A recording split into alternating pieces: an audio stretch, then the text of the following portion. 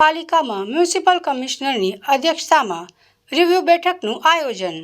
વડોદરા મહાનગરપાલિકા ખાતે મહત્વપૂર્ણ બેઠક મળી હતી. સૌપ્રથમ સ્વચ્છતા બેઠક અને બાદમાં અન્ય કામો અંગે બેઠક કરી રિવ્યુ લેવામાં આવ્યા હતા. સાથે જરૂરી સૂચનો કરવામાં આવ્યા છે. વડોદરા મહાનગરપાલિકા ખાતે મંગળવારે રિવ્યુ બેઠક મળી હતી. આજે સૌપ્રથમ સ્વચ્છતા બાબતે અધિકારીઓ સાથે બેઠક કરવામાં આવી, જેમાં હાલમાં ચાલી રહેલ વન ડે વન રોડની સફાઈ બાબતે ચર્ચા કરી આગળની રણનીતિ ઘડી વધુ વોર્ડમાં કામગીરી પહોંચે તે દિશામાં પ્રયત્ન કરવામાં આવી રહ્યા છે. જે બાદ અન્ય બેઠકમાં શહેરના મહત્વપૂર્ણ કામ જેવા કે રોડ, રસ્તા, પાણી, ડ્રેનેજના કામો અને કારીગરી બાબતે રિવ્યુ લેવામાં આવ્યા હતા.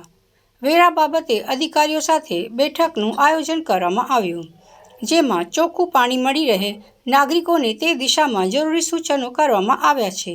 આ સાથે રસ્તા પર પેચવર્કની કામગીરી દરમિયાન રોડ ઉપર નીચે ન રહે તેનું ધ્યાન રાખવા ખાસ સૂચના આપવામાં આવી.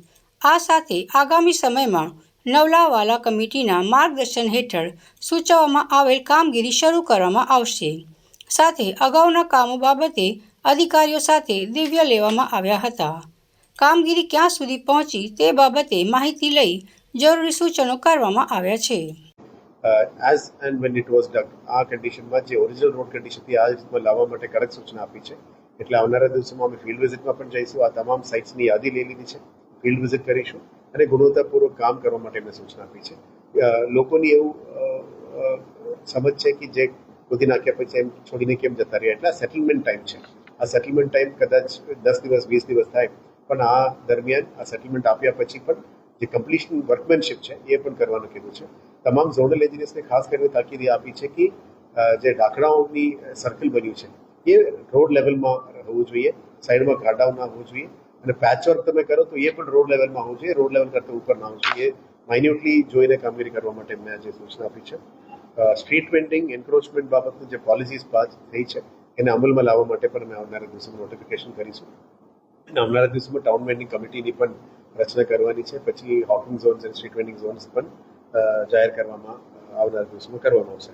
અને અત્યારે પાર્કિંગ પ્લોટ્સ અમે 100 પ્લોટ્સ માટે નક્કી કરી હતી. એમાં લગભગ 19 થી 20 પ્લોટ સુધી અત્યાર સુધી અમારી જાહેરાત પણ આપવામાં આવી છે. એટલે ધીરે ધીરે અમે પાર્કિંગ પેન પાર્કિંગ ઉપર જઈશું અને ઇલીગલ પાર્કિંગ કરનાર ઉપર ટોઈંગના ગાડીઓ આવ્યા પછી ઇલીગલ ટોઈંગનું કામગીરી સિટી પોલીસ સાથે મળીને આનું કામગીરી શરૂ કરીશું, જેથી કરીને સિટીને encroachment free, hoarding free, encroachment free અને પાર્કિંગ પણ વ્યવસ્થિત રીતે કરવામાં અમે મહેનત કરીશું. વિશ્વામિત્રીમાં જે કામગીરી છે આવનારા દિવસોમાં, પછી જે વાઇડનિંગ અને ડિસિલ્ટિંગની કામગીરી થઈ છે, હવે વોટર ડાયવર્ઝન ઉપર જે નવલાવાલા કમિટીની રેકમેન્ડેશન્સ છે એના આધારે ડાયવર્ઝન ખાસ ડ્રેજિંગ કરવાનું કામ પણ શરૂ કરીશું. અને અમુક જગ્યામાં ROW3 પાઇપલાઇન્સ નાખવાનું છે એ પણ કામગીરીનું પ્લાનિંગ શરૂ કરી છે. અને જે TOD મોડલમાં અને TDR રિમૂવલ મોડલમાં આવનારા દિવસોમાં વિશ્વામિત્રીની જે મિક્સ્ડ યુઝ ડેવલપમેન્ટ છે એમાં પણ અમુક એરિયાઝ આઈડેન્ટિફાઈ કરી દેવામાં આવી છે. ક્રોકોડાઇલ ઝોન્સ ક્યાં કરવું જોઈએ, ચિલ્ડ્રન્સ પાર્ક ક્યાં કરવું જોઈએ, સિટીઝન્સ પાર્ક ક્યાં કરવું છે, આ બધાની અત્યારે કામગીરી પણ આઈડેન્ટિફાઈ કરવામાં શરૂ કરી છે. અત્યારે 2 દિવસ હોલીના સમય છે એટલે ફૂડ ડિપાર્ટમેન્ટની સૂચના આપી છે. જે ખોરાક ઉપર પણ થોડું ધ્યાન રાખવા માટે, લોકો બહાર જમતા હોય, બહાર મીઠાઈનું બધું સપ્લાય થતું હોય, એટલે ફૂડ ડિપાર્ટમેન્ટ દ્વારા ઇન્સ્પેક્શન માટે પણ એમને સૂચના આપી છે. એટલે એ પણ સેમ્પલિંગ લીધું છે. વોટર કન્ટેમિનેશન ઇસ્યુઝ ના થાય. અત્યારે વોટર કન્ટેમિનેશન ઇસ્યુઝ બહુ ઓછું થઈ ગયું છે, તો પણ આખા મહિનાની ટોટલ 47 કમ્પ્લેન્ટ્સ રિજનલ કમ્પ્લેન્ટ છે એના પણ નિકાલ કરવા માટે સૂચના આપી છે.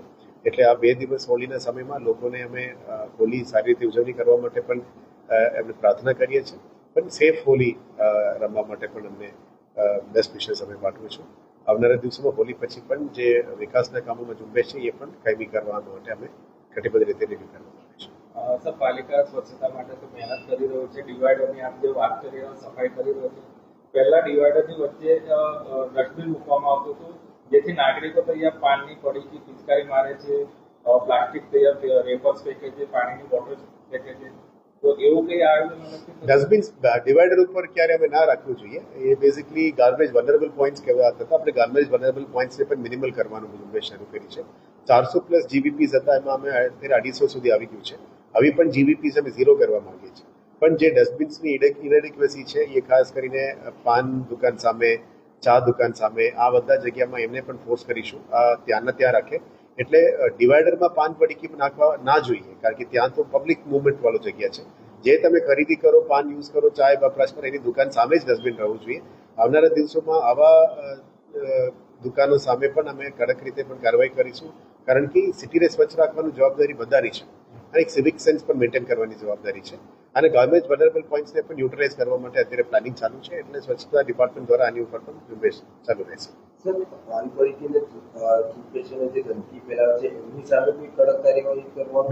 બિલકુલ. આજે સફાઈ ટીમ સાથે અને વોર્ડ ઓફિસર સાથે આજ મીટિંગ કરી છે.